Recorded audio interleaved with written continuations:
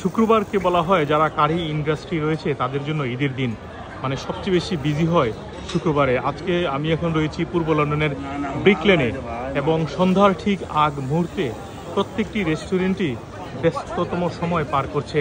যেহেতু সামার পড়েছে, অনেক গরম, তাই অনেকে বাহিরে খাবারের জন্য ব্যবস্থা করেছে এবং প্রত্যেকটি রেস্টুরেন্টই খুবই ব্যস্ত।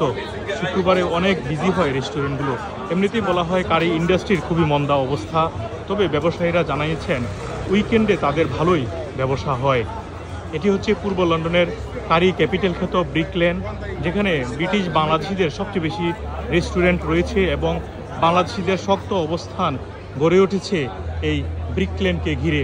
সেখানে ব্রিক লেনে শুক্রবারের অবস্থা খুবই ব্যস্ত এবং কারি শিল্প অনেকটাই সজাগ হয়েছে মনে হচ্ছে। মোহাম্মদ আব্দুল হান্নান, 2A নিউজ, যুক্তরাজ্য।